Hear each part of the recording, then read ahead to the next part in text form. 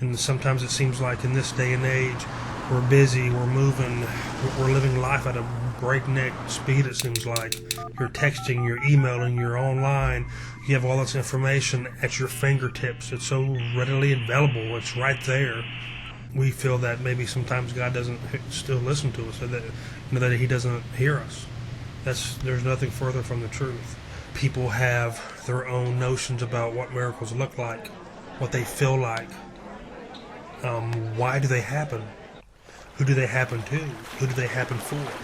Hear these people's stories, and maybe they connect to you on some level. Maybe they can inspire you to pray more. Maybe they can inspire you to live life more fully the way God wants us.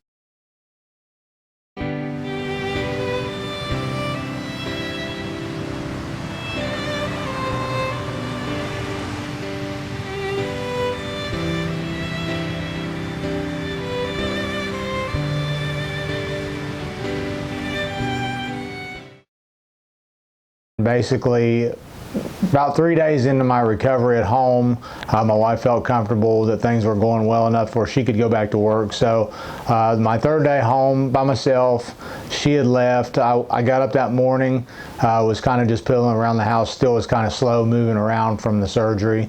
And I just was really tired that morning. I'll never forget. I just really felt like I hadn't slept in days. And I decided I was just going to go upstairs. I'd been staying down on the couch mostly, and I was just ready to lay in my bed. So I thought, well, I'm going to go upstairs and take a nap for a while. So I started upstairs, got up there, and was ready to lay down. And I just felt this strong urge, this voice inside of me saying, don't lay down, don't lay down. You need to get downstairs and open the front door. And I thought at the time, this is crazy. I want to lay down, but for whatever reason, I decided to do what I was feeling inside of me to do, and don't really know what happened from that moment on. All I remember is waking up. I was downstairs, laying on the floor. The front door was open, and I had the phone in my hand talking to the 911 operator. And I just remember telling her, I just can't breathe. I just can't breathe. And she told me to just hang on, just hang on. The sheriff's on the way. Paramedics are coming. And I saw the feet of the sheriff walking up to the front door. And that's the last thing I can remember.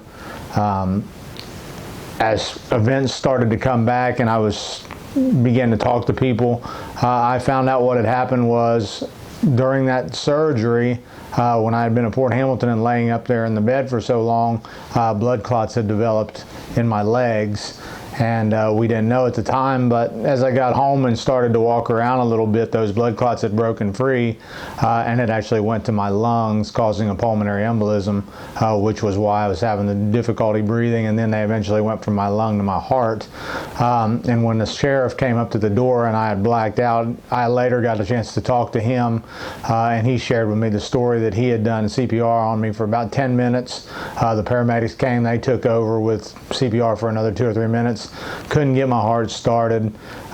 Pretty much had given up any hope of me getting back a heartbeat again.